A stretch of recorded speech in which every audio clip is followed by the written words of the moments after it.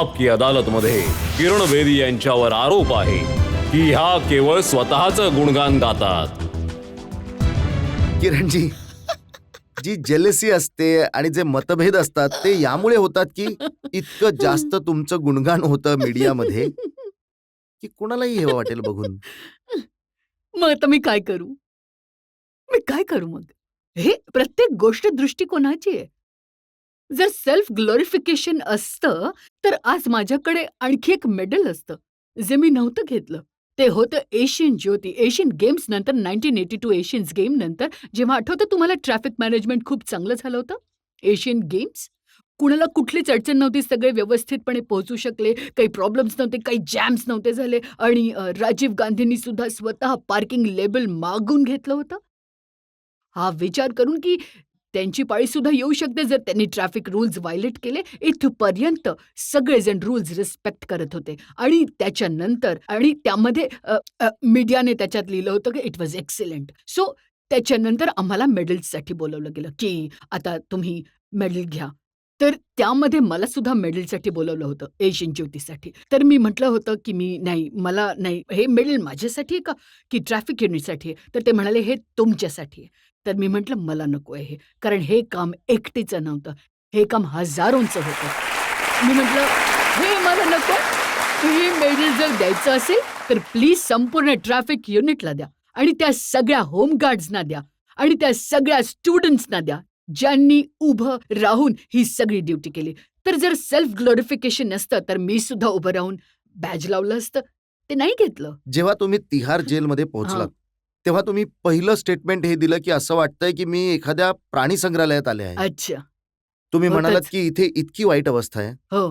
तुमच्या आधी इतके ऑफिसर्स त्या जेलमध्ये गेले होते. तुम्ही एका स्टेटमेंटने सगळ्यांच्या कामावर पाणी टाकलं. अनफॉर्च्युनेटली त्यांनी काही कामच केलं नव्हतं. हे खरं आहे आणि मी सांगते तुम्हाला, मी तिकडे पोलाईट होते.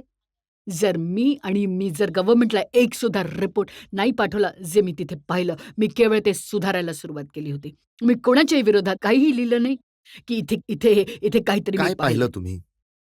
तिथे काहीही व्यवस्थित नव्हतं.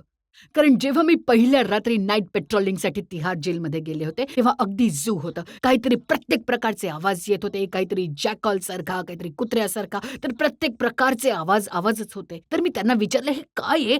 हे का झोपले नाहीयेत अजून?" हे मी माझे विचार सुद्धा करू शकत नव्हते, की रात्री हे झोपणार नाहीत. कारण आपण रात्री झोपतो. आणि जेलमधले लोक झोपले नाहीत. तर त्याला मी आपापल्या ऑफिसर्सना विचारलं, की हे जेलमधले लोक झोपत का नाहीत? तर म्हणाले, झोपतील कसे? कारण हे सगळे तर पूर्ण दिवस जागे राहून नशे करतात. मी म्हटलं, कुठला नशा करतात? म्हणे, प्रत्येक प्रकारचे नशे. तुम्ही जे काही द्याल त्यांना त्याचा नशा. तर मी म्हटलं, कुठले कुठले नशे? तर एक तर नशा जो त्यांना मिळू शकतो तर ते नशेडी आहेतच आणि इथे नशा नाही मिळाला. त्यांचे विथड्रॉल सिम्प्टम्स आहेत. त्यांना थकायला होतंय, ते दुसऱ्याला झोपू देत नाहीत. तर इथे ते ज्यांना नशा नाही मिळत आहे आणि इथे दुसरे जे कंपोजच्या गोळ्याच खात बसलेत.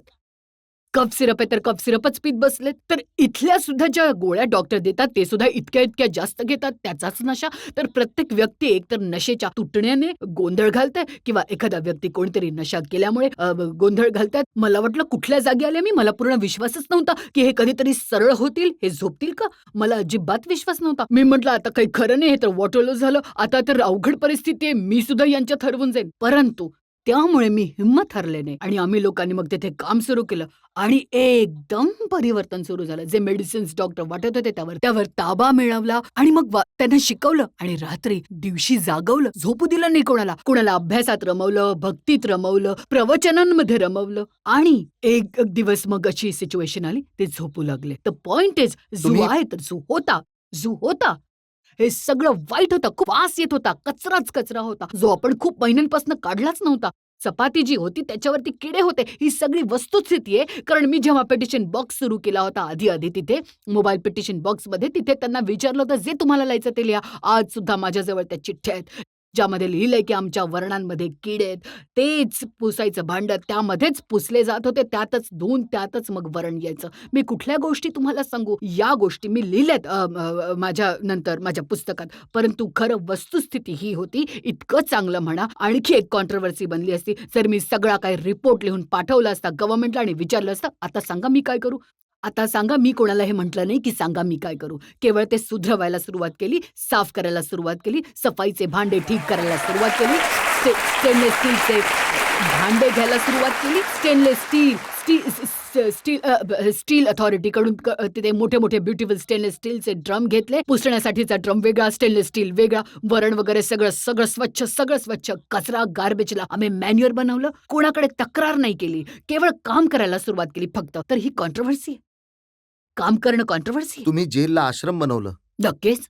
जेल आहेच आश्रम. जर आम्ही जेलला आश्रम बनवलं नसतं तर आम्ही आमची ड्युटी नीट करत नाही, ही वस्तुस्थिती आहे. कारण जेल एक सुधारक जागा आहे आणि आपण लोक केवळ करेक्शन सेंटर नाव देतो, परंतु त्यात करेक्शन करत नाही. सो आम्ही आश्रम दिलं म्हणजे डोक्यामध्ये जाईल की तुम्ही इथे सुधारण्यासाठी आला आहात. सो त्याला इम्पॅक्ट नेम होतं. आता आम्ही म्हणायला लागलो तिहारचे आश्रम निवासी आहात, आता असे कसे नशे करतील, कसे पितील, आश्रमात असं थोडीच करतात.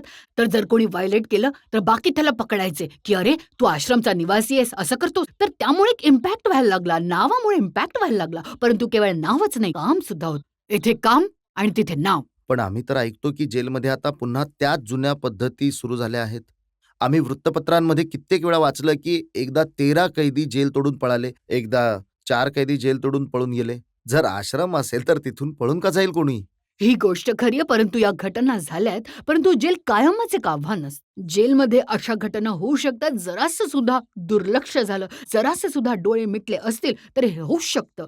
त्यामुळे हे रोजचं खूपच अलर्ट काम आहे. सो जर आश्रम सुद्धा म्हणत असतील तर याचा अर्थ असं थोडीच की तुम्ही झोपून जा. You have to stay alert आणि हे रोजचं काम करणं गरजेचं आहे. तर जराशी सुद्धा कुठेतरी एका व्यक्तीकडून चूक झाली, एका कॉन्स्टेबलकडून चूक झाली, भले बाकी सगळे अलर्ट असतील परंतु जर तो नालायक असेल तर नालायकी होऊच शकते. त्यामुळे जरी तुम्ही नाव सुद्धा बदलत असाल, रिफॉर्म सुद्धा आणत असाल तर तुम्ही अलर्टनेसमध्ये काही कॉम्प्रोमाइज करू शकत नाही. सिक्युरिटीमध्ये सुद्धा कॉम्प्रोमाइज करूच शकत नाही. परंतु मेसेज आहे की सिक्युरिटी सुद्धा ठेवा, परंतु रिफॉर्म सुद्धा ठेवा, जसा आजकाल आहे. एका व्ह्युअरने एक चिठ्ठी लिहिली आहे तुमच्यासाठी. त्यामध्ये त्यांनी लिहिलंय की किरण बेदींना आपकी अदालतमध्ये इतकं नक्कीच विचारा की ज्या प्रकारे त्यांनी कैदींना रिफॉर्म केलं तसं ते देशातील नेत्यांना रिफॉर्म करू शकतात का?